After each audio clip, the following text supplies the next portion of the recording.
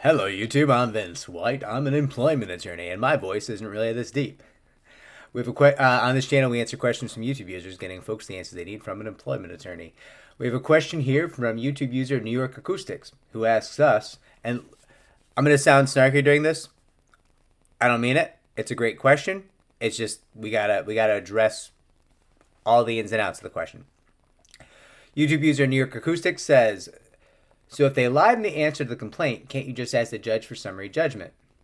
What's the point of going through the whole process if they already denied the allegations and it's proved with audio evidence to keep going on with the litigation process? Okay, so I see what you're saying, and it makes a lot of logical sense. And here's the thing. Logic, common sense, these things do not necessarily apply to the law. That's not how the law works. Is that stupid? Yeah, often.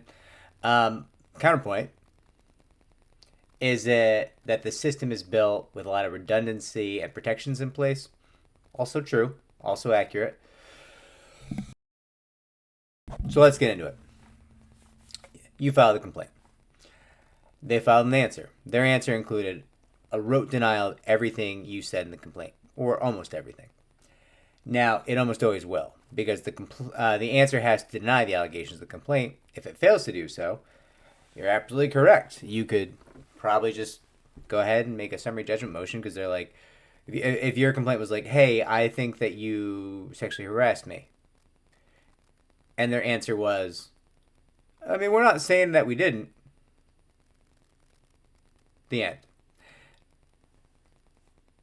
Well, I think you've got a solid argument for summary judgment then, right? Now, your point is, hey, I filed a complaint.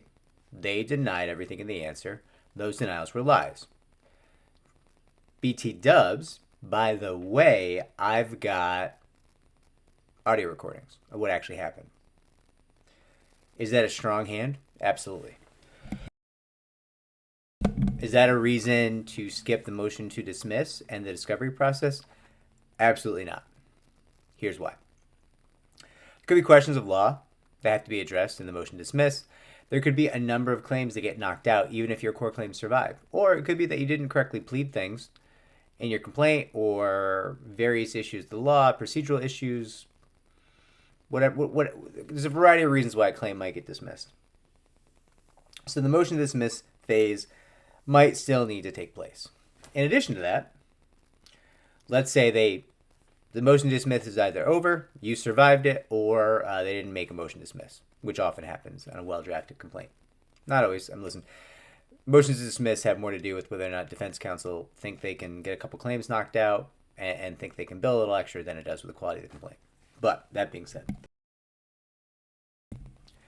let's just say we're past motion to dismiss phase and you've got recordings. Great. There's still a lot they can do to fight those recordings. They can try to fight those recordings being admitted.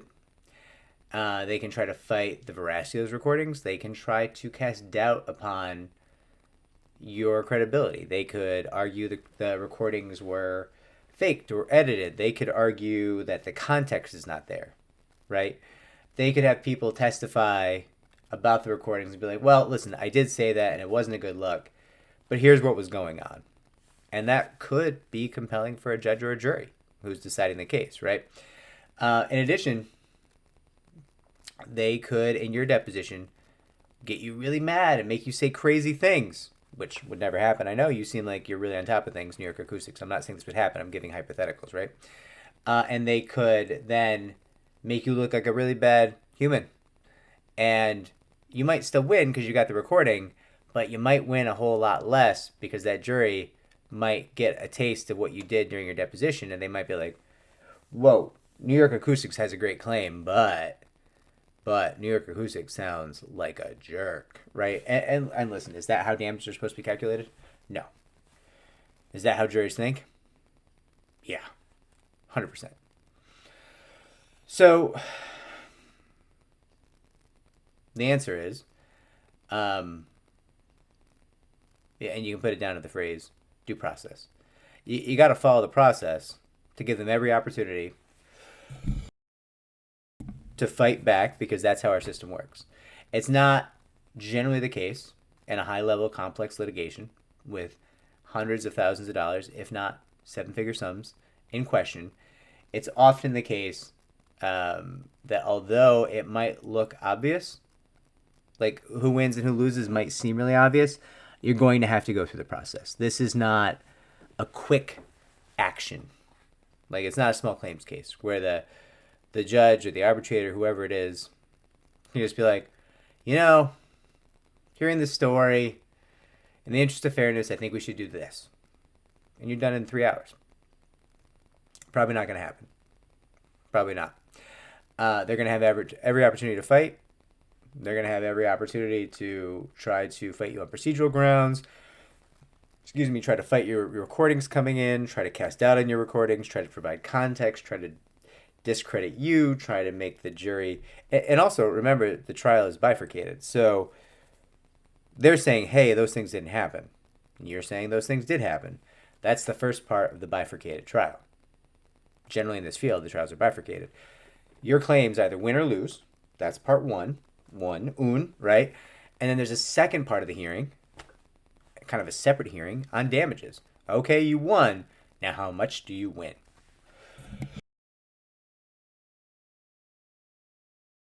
And that's a pretty important question, right? It's cool to win. That's good. You'd rather win than not win. But if you win and you win $1, I'll tell you right now, that often feels worse than losing. Because if you think about it, what the jury is saying in that scenario is, we believe you. We do. We believe you. We think that the things you're saying happened. And we think they happened the way you said they happened. That's good. Here's the part that's going to send you into a dark hole. And although we believe everything you said, we're only assigning you $1 because we don't think it was really that bad. Or we don't care about you. That is dark times. When that happens to somebody who's been attacked on the basis of their identity in the workplace, or somebody who experienced a horrible sexual assault or sexual harassment. I said the word that demonetizes me. Is what it is. For the jury to be like, we believe you. We just don't think it's worth that much. That can be worse than, listen, we weren't there. We don't know who to believe. It really can. I'm not saying it's going to happen to you, New York Acoustics. I'm just explaining, like, you got to go through the process, and then you're going to win or you're going to lose, and then you're going to have a separate hearing for damages. So, realistically, you're in it for the long haul. I'm sorry. On the bright side, the long haul might cost them a ton of money, and they might want to get it done earlier, right? Could be. I don't know. Anyways, I hope this helps. Good luck to you. I hope that you win. I hope that your recordings rule the day, and that you are the great victor, and that you get paid boku bucks. If this was helpful, like, subscribe, comment down below. It helps the channel to grow, as does sharing the channel. If you post links to our channel in other places, it is a good thing. It helps us. Thank you. Take care, everyone.